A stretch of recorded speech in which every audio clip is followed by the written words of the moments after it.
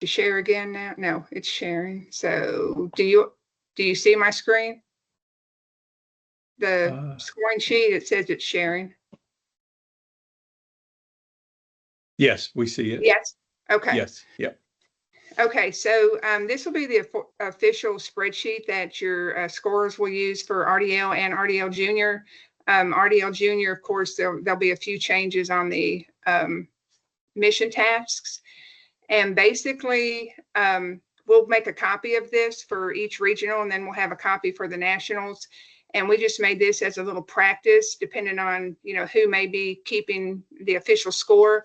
So once the paper copies are handed over to your scorekeeper, then they will take those paper copies and fill these in according to what your judges have marked on each one. So at the bottom, we will have the matches there. So for RDL, of course, we'll have the Red Alliance, Blue Alliance, and then hopefully the schedule will be the same once everybody has registered, and we'll already have the team numbers in there also. So all of that will be set up, and the team number will be show up at the top, but we'll have all the spreadsheets down here, so you'll click through each one for each match and each team. So basically, whether they did it autonomous or teleop, you would just click and pick. If it's moving here, is it going?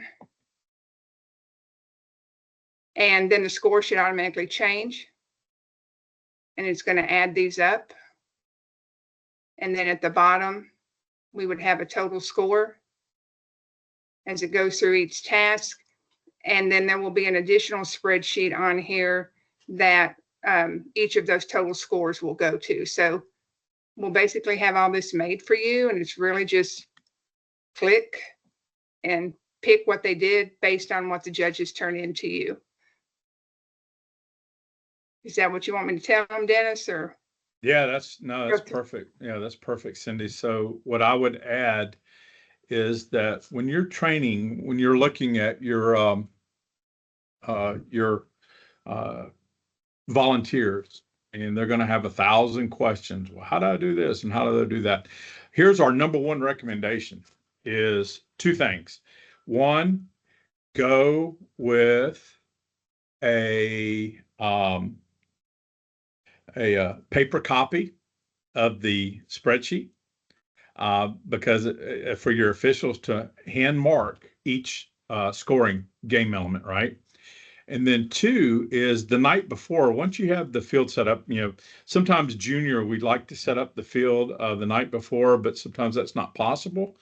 But always try to do like a little bit of a scrimmage before. And that way it gives your volunteers a chance to slow walk through the score sheets, right? Again, I've mentioned it several times. I'm going to mention it one more time because it's really important, is when your volunteers are going through this scoring, have them communicate with the kids. And actually, we coach the kids to communicate with you, the officials, the volunteers, is because we teach the kids that, hey, and we're really transparent with them that, hey, a lot of our volunteers have never seen RDL, or if they have, maybe it's a new pilot regional like Boston. So what we want to do is coach the kids to say, hey, we are going for the large biosphere, and it should be evident, and hopefully your volunteer has looked at the animation, they participated in these trainings, and then you've spent some time with them explaining the RDL challenge game. If you just go through the challenge manual task by task, so we got 7 tasks, 8 if you include the completion of all 7, which is the flag unfurling for RDL. Junior, you don't have to worry about that, okay? But still, it's the same premise. You go through each task, and then the points are assessed in that way. Something interesting conversation that we had here in the past week was, what if one team posed the question in the forum, and by the way, if you're not using the forum, please do, because that's the fastest way to get your answer. But their question was, hey, if we could take the spectrometer and we could put the space drill inside the spectrometer, can we drop that off at the crater? Because we're trying to teach the kids about lunar survey, surveys. How do we know if there's going to be ice or precious minerals inside those lunar caverns, right? So NASA, by the way, they just announced the new 24th class of astronauts just today.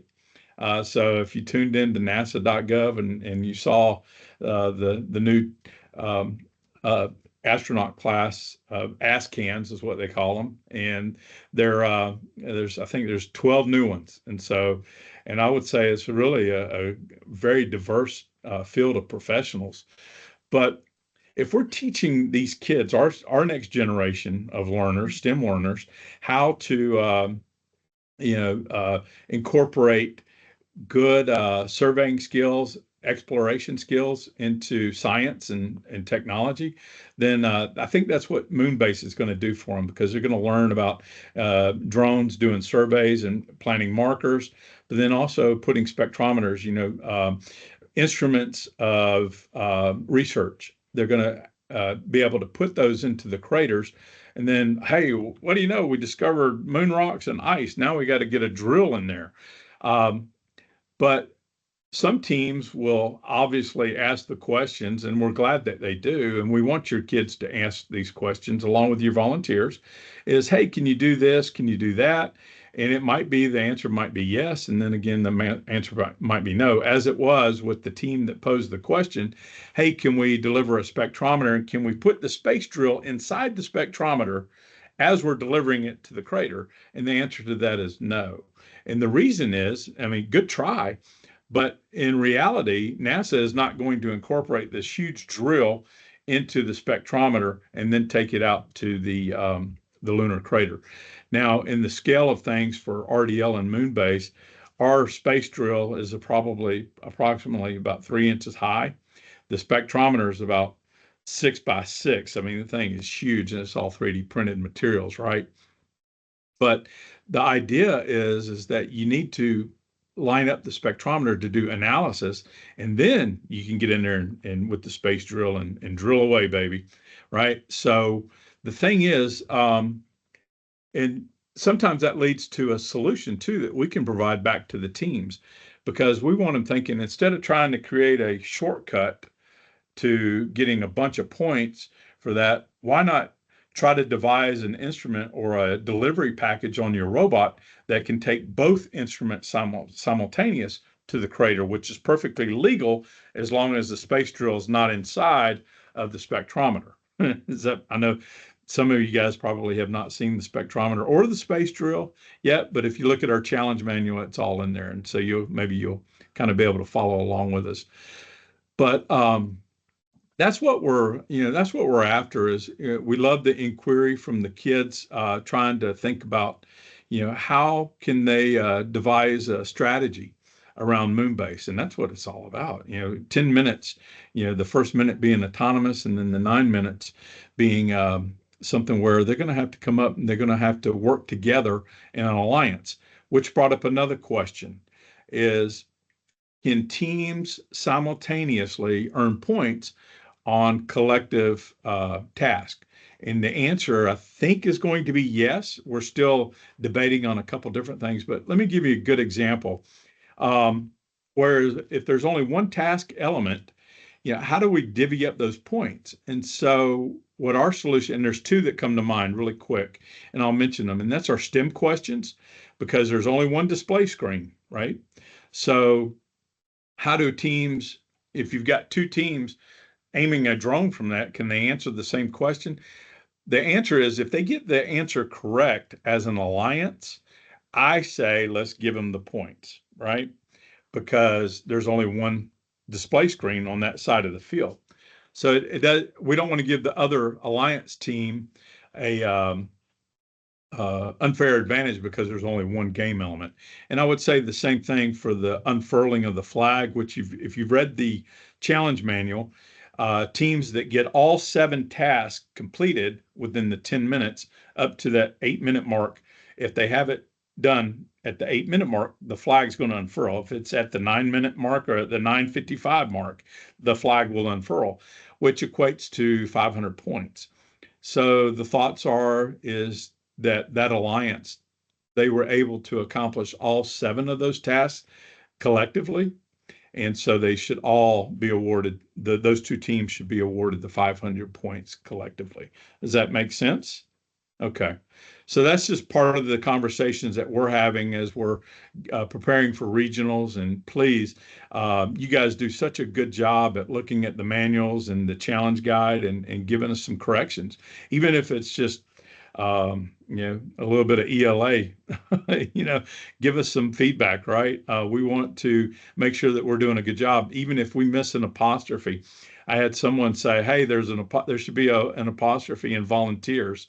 I said, "You know what? You're right." My wife even pointed that out to me on my trailer, on the RDL trailer. Tomorrow's innovators should have an apostrophe S on it. So that's when you live with an ELA teacher, right? But again, what I want to do is move into talking about the volunteer manual for our ROCs, our regional organizers and coordinators, which they all received a copy of this at the RDL level. Just know that for RDL Junior, it's pretty much the same, just not as involved because there's so much more to set up on an RDL event than there is RDL Junior. I can be set up on an RDL Junior event in an hour, hour and a half, whereas an RDL event's probably going to take 4 to 5 hours to set up. Okay, that's the reason why we look at those Fridays as being so vital to how a regional goes, is being able to get in there as early as possible, because we're going to work hard for 4 to 5 hours, and then we're going to try to go home and get some sleep, because we all want to be in there bright and early on Saturday morning. Some at 7, most at 8. Your volunteers, you probably want to have those guys in by 8:30. Feed them a biscuit or something. If I'm around, I'll treat them to a McDonald's. What are those ones with the syrup in it? What do they call them? Ian knows. The McGriddle. Yeah, McGriddles. Those things Had one rock, this morning. right? Yeah, man. Oh, I love those things, and I can't eat them, but I'll definitely treat. But we want to get everybody going, and again, it's probably better to do if you can. I understand everybody works and they have a busy schedule, so sometimes it might be a little difficult to come in on Friday night for your volunteers. But it's always a good opportunity to because you're going to have some teams there, and they want to help set up, and they want to go through safety, and they want to practice, and they actually want to do field measurements, because this is probably the first time they've actually seen the field in person.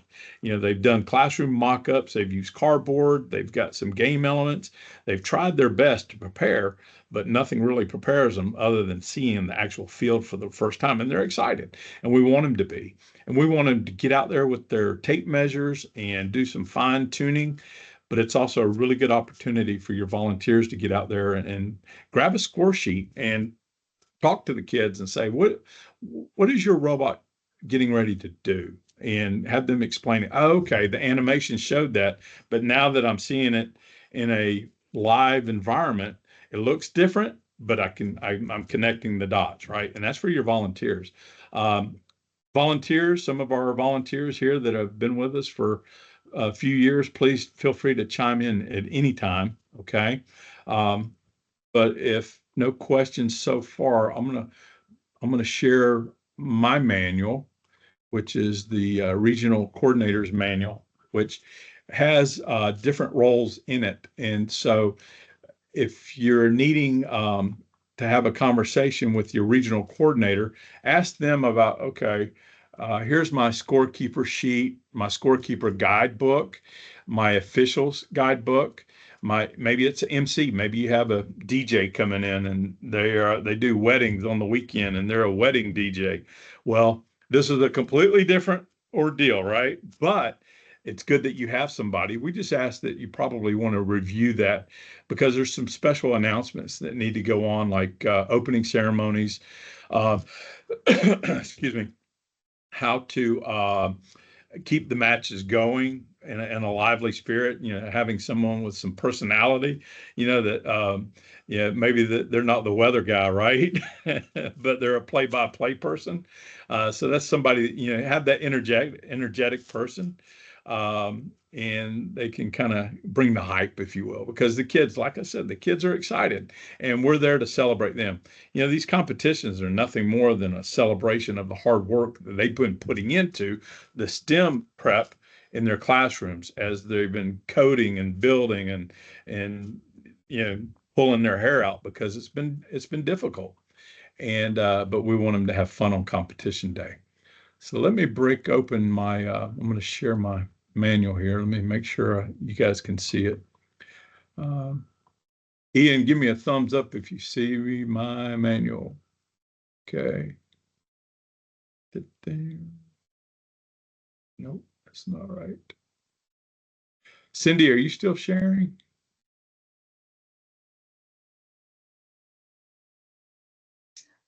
No, I stopped sharing the spreadsheet. Okay. How about now? Can you guys see my screen? You got it? Okay, cool. All right, so please stop me, raise hands, or Cindy, if you'll monitor the hand situation, because I'm going to be reading and looking at my manual, and I might not see the screen over here. But if you're a rock star, right? I did that all by myself. I came up with I was sitting here, regional organizer and coordinator. I know that really doesn't go together, but I did not want to give up on the rock star bit, right? Because you guys are all rock stars, and we appreciate that. And some of you have been doing this for free, and I'm trying to think of ways that we can make sure that you get compensated for it. And might be in the form of a little bit of gratitude from me, or one of those McGriddles or a Chick-fil-A sandwich or something. But just know that, you know, I'm very grateful for all the contributions. But anyway, our rocks are our main point of contact. They are our host.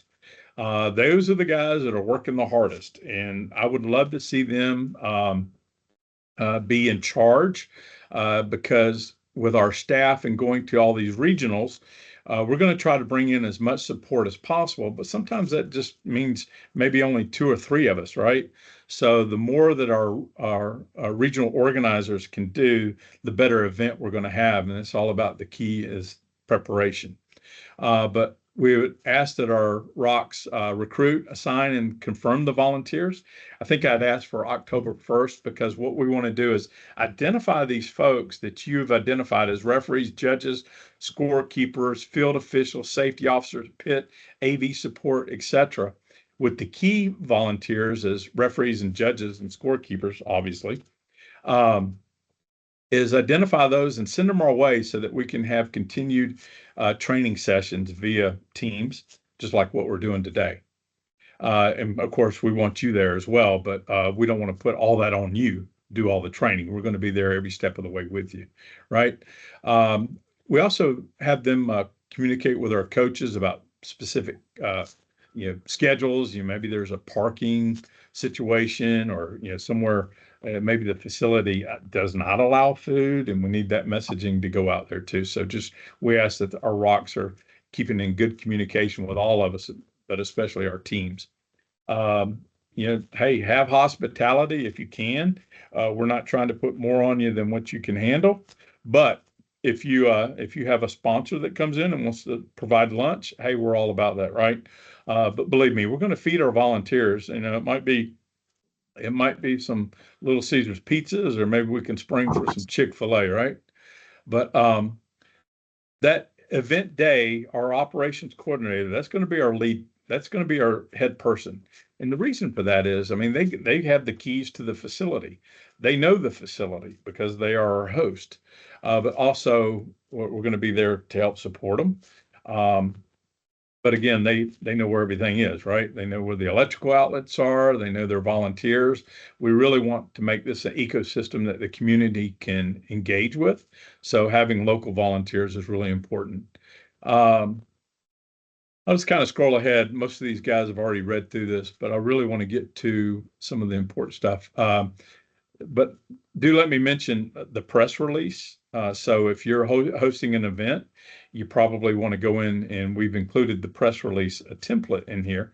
Of course, you can modify that and edit it to fit your needs. And then pre-event, there's the press release. There's links. I tried to put links to everything. Schedules and assignments. Again, preparation is the key. And I will add that, your volunteers better than most, right? We do ask for like officials that that they're 25 and older, if you can. Sometimes that might not be possible. Maybe you have college students. That's okay. As long as they're responsible college students, right? Because I know Ian himself is, have you even broke 20 yet, Ian? No. So there are exceptions to the rules, but for the most part, your judges, we try to recruit those guys from industry. I mean, they're the ones that are going to be hiring these kids in 5, 10 years, right? So you want those guys looking, and it's a chance for them to come in and maybe do some pre-recruiting, right? Here's your referee. So there's your referee's training. You click on that link, it's going to give you the guidebook, which is essentially there's a quick scoring guide, which Cindy just kind of went through, but also encouraging them to look at the animation, review the guidebook, because the referees really need to know the rules. And so that's probably as far as the most technical job. And so you kind of get a feel for who needs to go into that role, right? Somebody, maybe a math teacher or a science teacher, someone with good attention to detail. And they can also they don't mind being on their feet all day, because that is a on your feet all day type job, right? Judges, another critical role is our judges. There's our judges training manual, which that is more technical too, in terms of scoring rubrics and what they're looking for with teams. For all RDL events, I am going to be the judge's advisor for all RDL events, including nationals. So if you have a head judge or a team of judges, please send them my way, because I'm going to be working really close with them to make sure that we can seize the day, if you will, and that when they leave there, they're gonna feel good about it, right?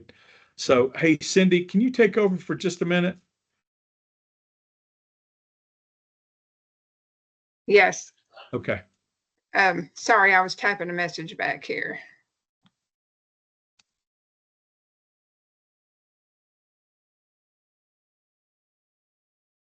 I can't scroll. I have a question about the, Cindy, you may be able to answer this. I know that in the regionals, the judges go to the pits to talk to the teams, and sometimes it's noisy and hard to hear.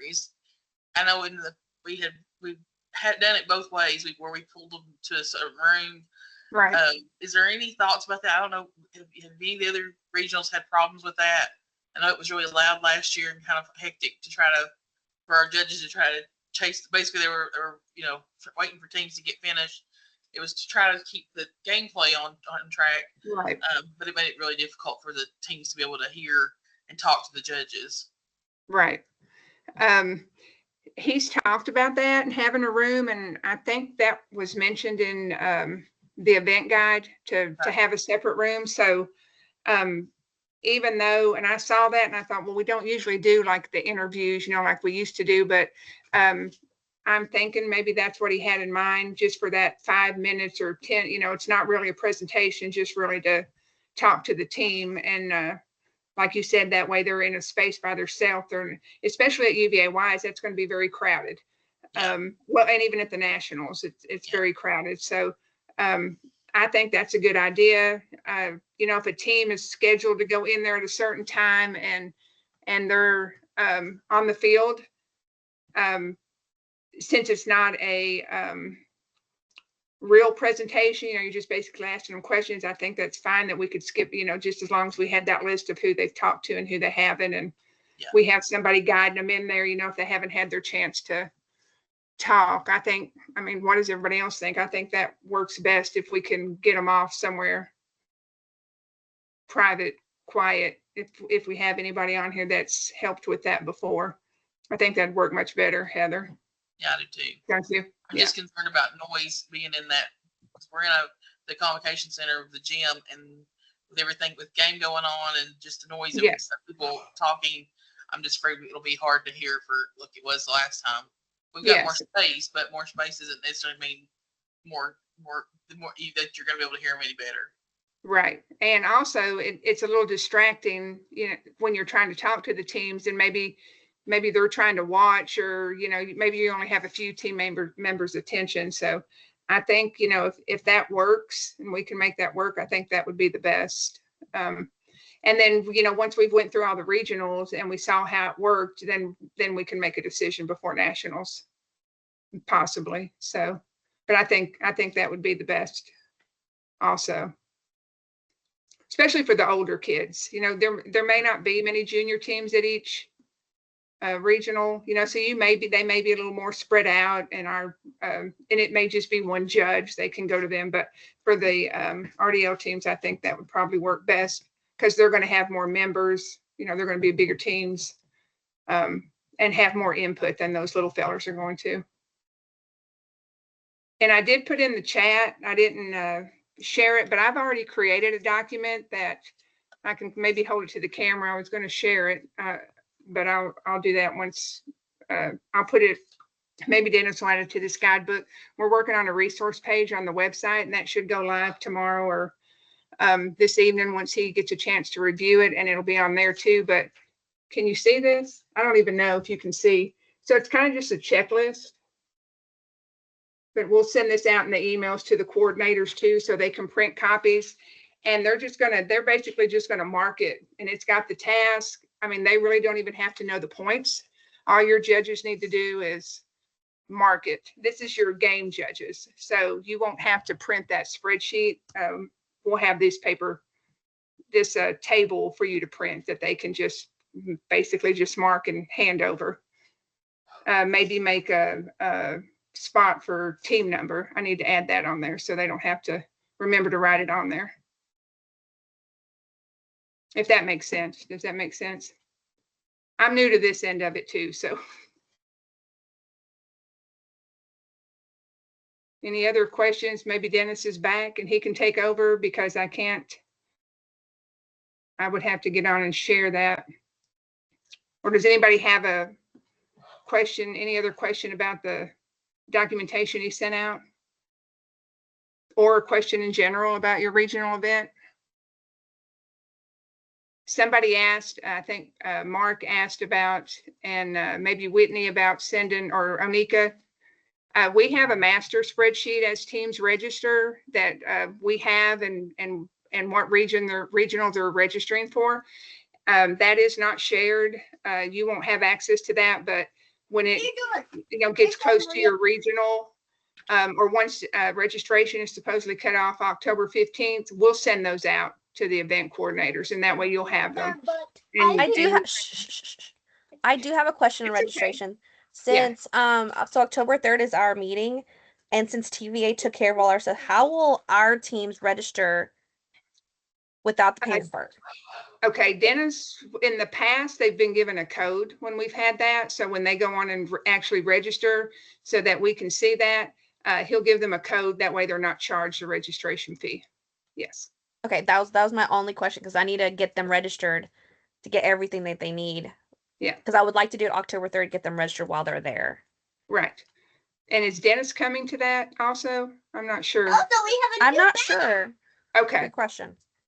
I'll put that in my notes that if not, we need to go ahead and give you the code, or I could go on there and put all the teams, if you have the team contact, and add the code, and then Dennis would send them the confirmation email. So whichever way he thinks is best.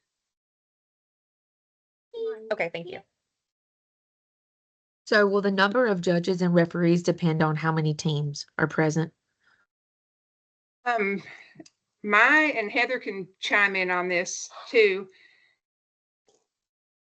I was on the RDL junior side, and I think that I think you need a judge, especially if they've never done it before. I think you need a judge, 2 judges on each side, on each alliance, because you need one to watch the drone task, what the drone's doing, and maybe one to watch what the robot's doing. So if possible, if we can have 2 on each side. Now with the RDL teams, there's a lot more going on. So, depending how many judges you can get. I mean, Heather, do you think it would hurt to have 3 on each alliance side, or Dennis, if Dennis is back? Question Yeah. about judges or officials, because the officials are pretty much fixed because you're going to have the same number, but no matter how many teams you have. Yeah. Judges. Officials. Oh, the judges that go around to the teams. Yeah, the judges going to the teams. I would have at least 2. Yeah. But if you've got a big group, we had 4, I think, last year, and we split them up 2 and 2 to that way everybody didn't have to judge everybody's. But and I think we had, I'm not sure if we had 12 or 13 teams there last year, and we did 4 judges. We split them between 4. That's not counting the junior. Junior, we had a little less than that, but yeah, I think there was about 6 or 8 So- of those. yeah. It will be for I a have junior. 11 teams coming for regionals for junior. Mhm. Okay. So how many? It's like 4. I'll probably do more for that. Yeah. Just because you want And to if have you, sorry, you want to Sure. have enough. I always pair them with somebody, especially if you have someone who's more experienced, less experienced. That's great to pair them up. But you don't always have that. Sometimes you have new judges, and teamwork makes it work for sure. and Yes, they've got I'll the be going. rubric. And Dennis, you usually they have like a little document to follow of questions to ask the teams, right? Yes. Yes. So it could. Yeah. Now we're it's a- talking about judges, right? Yes. So, yeah. So the way the judging process works is we have the teams submit their showcase videos, and those videos are to be submitted 1 week prior. We'll do our dangest best to get those videos out to the judges, or to at least a couple of the judges, maybe not all of them, but to a couple of them, so that they can review the videos. From those videos, you're going to be able to see who the competitive teams are going to be as far as their engineering design, their community outreach, their approach to Moonbase, to STEM, to teamwork, etc. You're going to be able to determine quite a bit. Also, an important feature of RDL is student-led. You can tell immediately if the teacher was a graphic arts teacher, right? Which is okay, and especially for new coaches and new teams. We've experienced that, and that's okay. I'm not saying don't do that, but what these awards are for is to recognize the best of the best, and we want to recognize the best engineering team. We want to recognize the best professors award, or the scoring related trophies are those are all going to work themselves out on the challenge field, right? But for judges, the process is to go around. You kind of know the teams that maybe not all the teams need to come back for a one-on-one interview, but if you've got maybe a 3-way tie, then maybe those 3 teams need to come back for a one-on-one session with a judging panel, just to really break down the rubric and be able to give them the scores that they deserve, each team. And then that way you can maybe separate the pack out a little bit and come up with a slating system, first, second, third, right? Otherwise, it's going to be a little too crazy to be able to determine who's where. In the past, what we've done is we allow the judges to roam around. We want you looking at the kids in their pits. We want you looking at the teams in their drive stations. What is their behavior? I had a judge one time come out to me, and he was coming through the parking lot when the kids were coming off the bus from the school, and he heard a lot of profanity. And I just say that I'll just put it this way. We're all human, right? And I'm a retired U.S. Navy sailor, so nothing offends me at all. However, we are trying to teach these kids proper workplace etiquette. So, right. But let common sense prevails, right? Some kids, I did not know that the word friggin' was an actual word, right? But it seems like every kid knows friggin'. And I'm like, what are you talking about? What is friggin'? I don't understand what a friggin' is. So just just know that please, maybe just let it roll off your back sometimes, right? Because we're there for the kids, and it's a mentoring moment, right? We take those opportunities to say, hey, would you talk to your boss that way or your grandmama that way? And so we try to keep it light, try to keep it positive. But getting back, thank you, Cindy. I apologize to everyone, but that was a super important phone call with my chairman of our board of directors. And I've been trying to get a hold of him all day, and he finally called me back. He's a busy guy. Apologies. I couldn't have picked a worse time to jump on a phone call, right? But back to our training manual, scorekeeper training. This is a job and we talk about attention to detail. And this is a person that needs to concentrate. We cannot have them over there dancing with the kids and singing and all this other stuff that's going to be going on during the rock show, right? Because our events are a big party, but this could be a job that requires, and it does require, a lot of attention to detail. And we really want to make sure that all the points that the kids get are fair and accurate. And the one person that we're going to really rely on that is our scorekeeper. Okay. And it's not a bad thing to have a scorekeeper and an alternate that maybe they're serving as your AV person, or maybe running the music. So if you've got two people there and the scorekeeper, all of a sudden he gets 4 score sheets all at once, and somebody else comes up to him and says, hey, you got the score wrong on the match 3 matches before. Can you go back and look at it? Next thing you know, he's in the weeds, right? So we need to try to back him up, check on him, make sure they're getting bathroom breaks, make sure they're getting water and snacks and Chick-fil-A and whatever that guy wants or gal.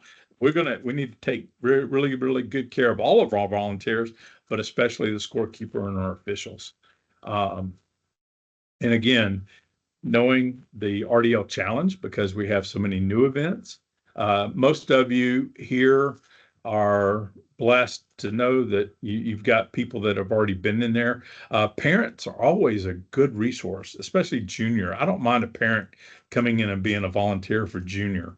RDL, you might want to be careful with that. Just depends on the parent, right? Which parent I'm talking about. Their kid wins at all costs, that type. But anyway, the game announcer is a pretty important person. It could also be your MC or your announcer. Energy and clarity, professionalism, coordination, etc. Knowing the game. I've created a quick reference sheet inside of here and all of the training. But the MC, and when we have our training one-on-one with these guys, I'll be more than happy to talk to them about, how should we introduce teams? Every kid wants to hear their school name shouted out on the microphone. And so I always try to interview the kids, as much as possible, especially early on in the matches, so we can go ahead and get their team names and numbers out there, because some of their parents are like, who is team hashtag 1030? I don't know who that is, right? But if we introduce them and they got it on their t-shirt, then everything starts clicking together, right?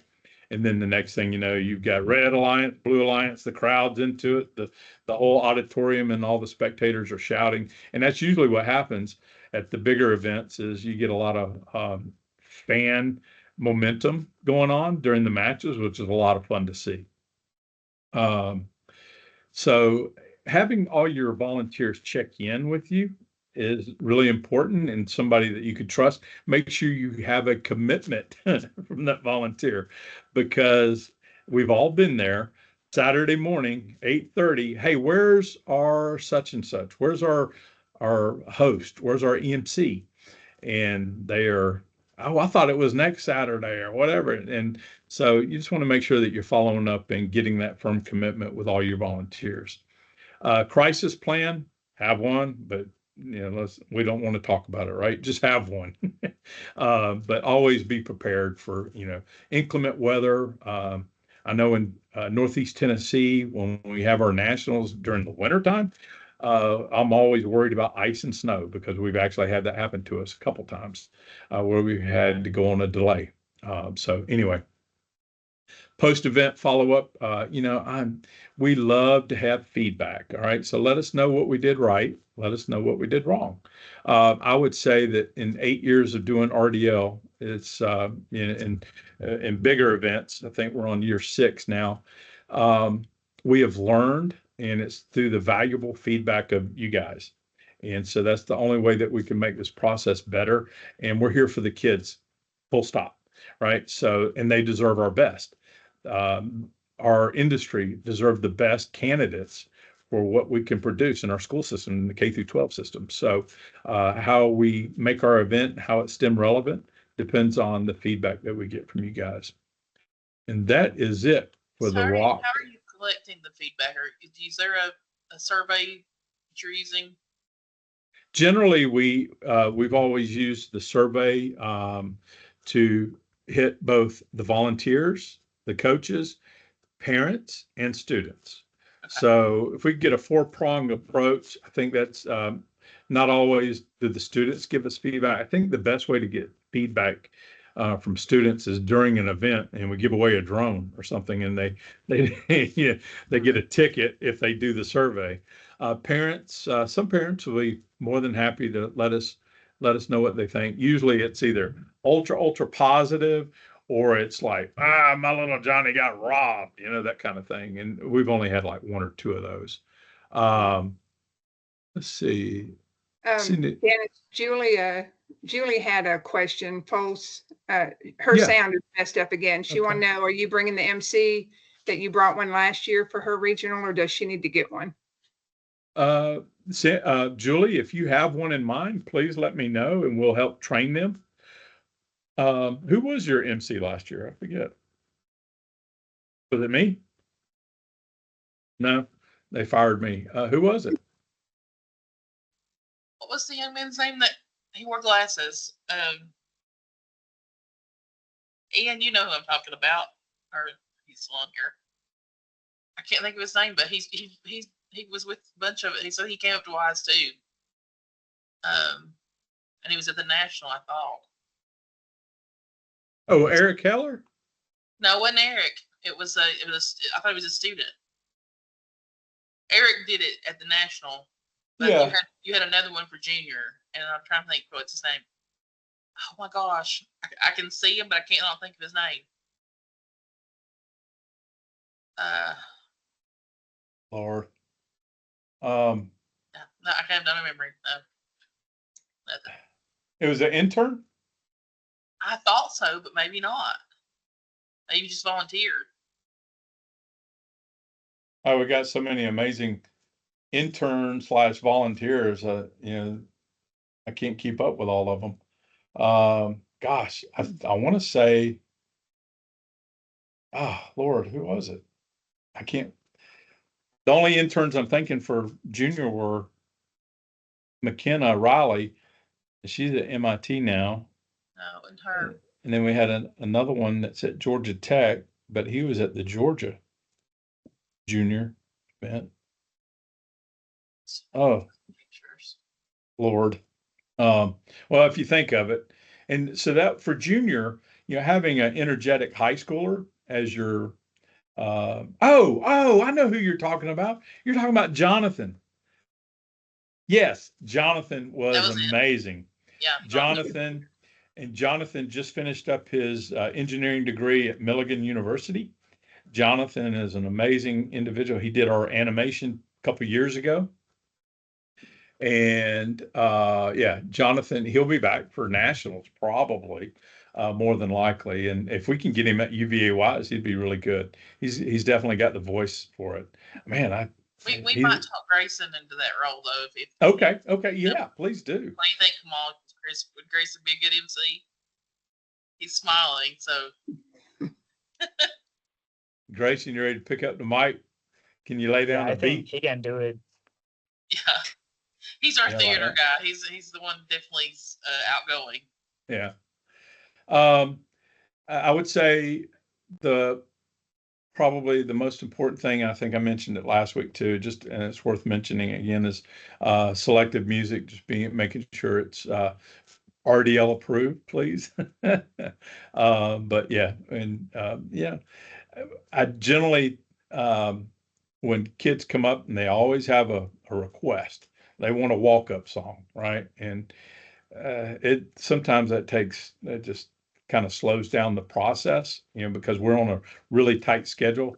So I would just ask the MCs and the AVs and the officials or your volunteers to politely decline that, because we do want to get out of there by 4. Otherwise, no telling. And chances, let's talk about pacing real quick, and then I'll wrap it up, and you guys can hang out for questions if you need to. But pacing is generally, this is the rule, we always run behind. So, and we try really, really hard not to get more than 30 minutes behind, because what's going to happen is we're going to have to work through lunch. So some teams, we're going to have to schedule it and edit their times to where, hey, if you guys need to go to lunch now, please go. We need you back in the field at 12:30 or 12:35, whatever, because we need to make up that time, right? Depending on the schedule. So the schedule will fluctuate. I'm just, I'm not even going to sugarcoat it. It's going to change. Some teams are going to come in late. They're not going to pass through safety on time. Or maybe they got held up in traffic, or one of the kids didn't show up to the bus till 45 minutes later. I've heard it all. And that's just the way life works in the world of robotics competitions. So, but we're going to do our best to get through it. But again, anything that might hinder the day or slow it down, we want to try to avoid that Swiss cheese model, right? So if it can blast through the Swiss cheese holes, chances are we might have an issue. But if we can block one of those holes in the Swiss cheese, then we'll prevent a disaster. So, right. On that note, it is now 4:55. We got 5 minutes remaining. I try my best to get you guys in and out of here within an hour. So next steps, I think we have one more scheduled rock training for event organizers. And again, I'm glad to see other people are here, your officials, your lead volunteers. We've got some junior folks here and some regular RDL folks. But what's most important is that you start finding out who your leads are and identify those folks. And I insist that they need to train with us, just because we want to, and trust me, you're going to want that. You want our help when it comes to competition day, right? Because it's going to go a lot easier on you. And that's what we want. We don't want you stressed out. I mean, you're going to have enough on you on competition day, but the way to do that, like Heather said, teamwork makes the dream work, right? And decreases the scream works. All right. All right. Question, Q&A. Ready, fire. Janice Annika had a question about her workshop and her team's registering, since that's included in the workshop fee. I told her Yes. that you would probably give her a code. Yep. And they would register. Okay. Yep. We'll get you a code, Anika, working with TBA. Really love TBA. Thank you, Charlie Spencer. Thank you to our board member, Tracy Hightower, COO of TBA. We really appreciate that. Again, you're going to have a really cool workshop. And that's, is Whitney still on here? Yeah, Whitney's here. Yes. Yes. Anika, meet Whitney. Whitney, meet Anika. So you guys are going to be both running RDL junior events, and you've been in communication with Cindy and myself. But sometimes I like to get our organizers together so they can talk bad about us. No, I'm just kidding. So that you guys can get together and share war stories or best practices, right? Anika's been doing RDL Junior for, is this year 3 or 4? Going into year 3. Year 3. So she is a seasoned expert when it comes to junior, and she loves it, and she does really good at it. She's actually hosting a workshop all by herself. I'm going to be there. I'm going to be there in spirit to support her. And she's been practicing. We've spent a couple sessions online preparing. But she's gone through this, and it's going to be really cool to see that. And how many? You got 10 or 9 or 10, right? But however, I just got confirmation today another school wants to do it. Of So I was course, going to yeah. email you and Charlie tomorrow, but if it works out, I'll have 11 elementary teams. Okay, fantastic. Go ahead. I'm going to tell you to go ahead and get them in there. I'll find a way to get them an RVR and a drone. Okay. Okay. I don't want any kid to miss out on that opportunity. We'll find a way. All right. Okay. Cool. Cool. All right. Yeah, I just wanted you guys to introduce, and I hate to wait all the way till March when we have our nationals and we have everybody together, right, in one roof. Anyway, any other questions in the chat, Cindy or Heather or Mark? Mark's quiet today. Well, I am quiet, but I do have a question. Yes, sir. Ian gave us dimensions for the craters. Are those inside dimensions or outside dimensions? And if it's a tire, do we know what tire that is? Is it a motorcycle tire? Oh, 17 inches. Yeah, the big tube is a car tire, or the inner tube. It's not the actual tire, it's the tube. The inner tube. And the shallow crater is a bicycle tube, right? So you can kind of look at the low hanging fruit on that one. But all the game elements be in there. Now I will say that those tires are partially inflated. That's why we're going to be able to, by the time the October 1st newsletter goes out here next week, you should see some images, maybe some video. Again, we want to provide the most accurate dimensions. I know Ian provided those dimensions in chat to you, so you can. But we'll get you the exact model of the tire tube that they ordered and they did their prototyping on at Streamworks. So I know, and just know that Dr. Steve Wright, our resident scientist, spent a lot of time and a lot of frustration on this challenge. But he approved it, and he said that it was good to go. And we appreciate that, because most of you know Dr. Steve Wright, he is a scientist, and nothing gets by him unless it's scientifically approved. So that's good. All right, thank you. You're welcome. How's your team doing, Mark? We're good.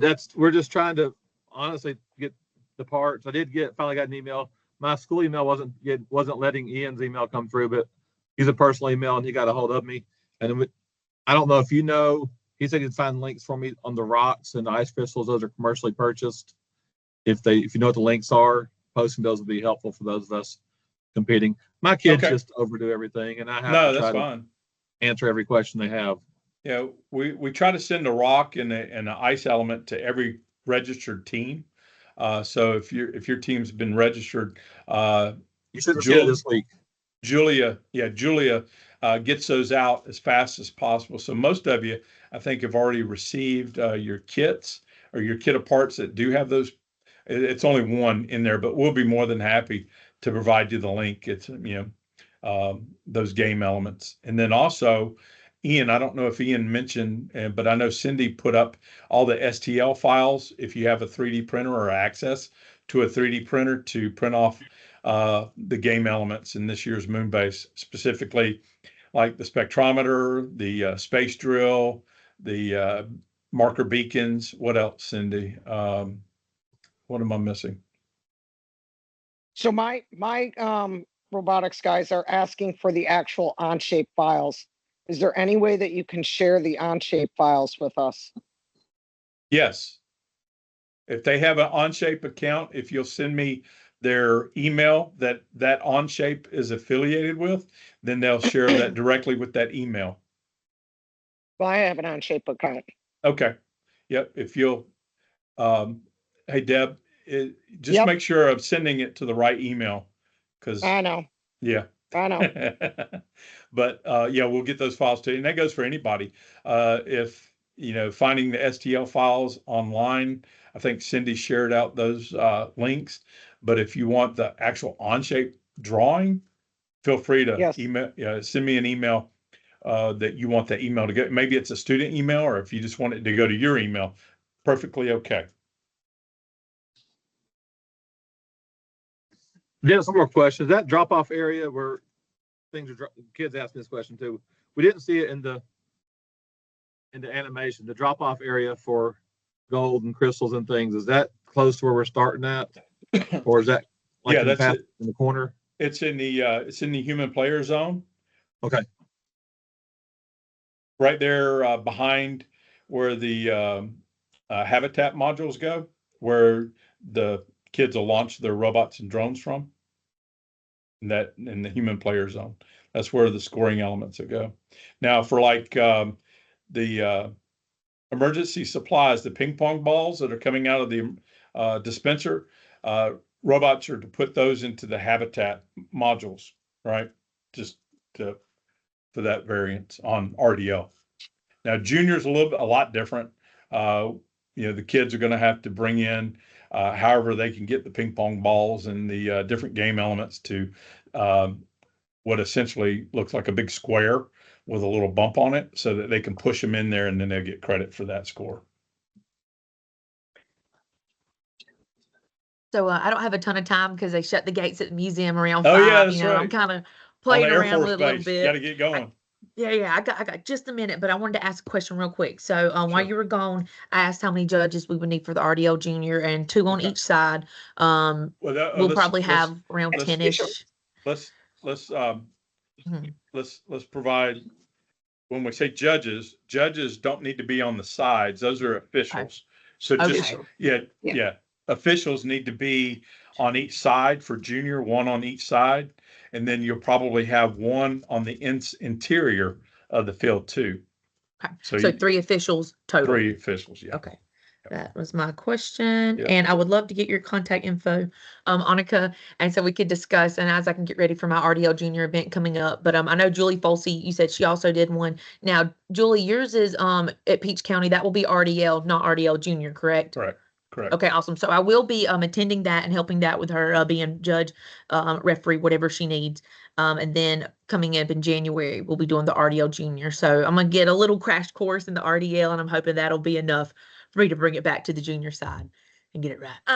Whitney, Cool. I did send you a chat. I don't know if you got it, but I put my phone number.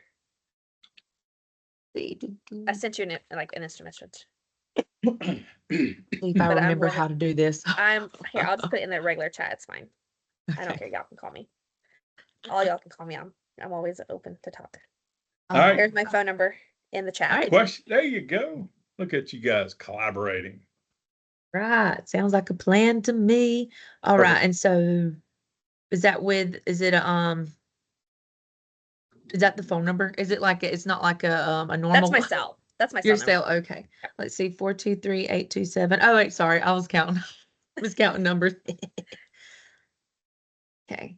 All right. All right.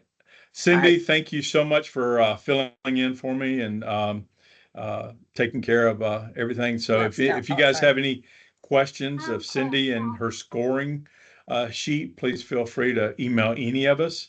We're here for you, and we want to make sure that you have your answers. And again, for leads in RDL and RDL Junior too, go ahead and start recruiting your volunteers and sending them our way. We do need to make sure that they have a screening, a YPP, Youth Protection Program, for our key volunteers, because those are the guys that we know are going to be talking to kids, and we're going to make sure that we're going to be safe. The deadline for that, we're trying to get all our volunteers wrapped up and identified by October 1st. And then we're going to be assigning some training dates for each of the roles. The last thing I'll end with is keep in mind, we've got 2 other sessions this week. One with Coding with Cody on Wednesday for the advanced terrestrial robot. It's been really positive. I think this is the last in a series of 4 sessions.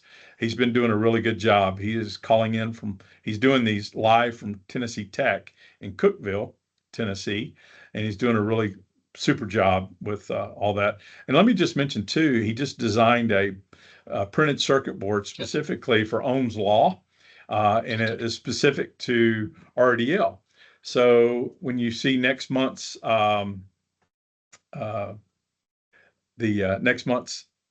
newsletter, you'll see an article about the new printed circuit board. It's got RDL on it and everything. By Whitney, I know, and we're selling those. I think they're priced at like $12 each.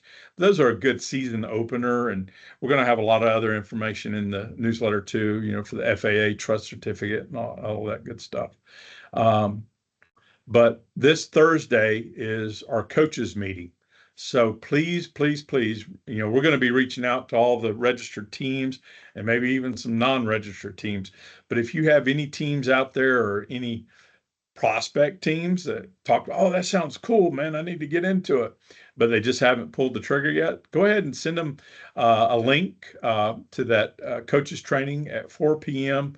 on Thursday. And we'll go over a lot of the same information that we've already gone over, but more specific to the rules, the scoring sheets, the showcase videos, the awards, and then of course the venues and where all these magnificent events are going to take place in November and December. And on that note, I'm going to go get a Diet Coke.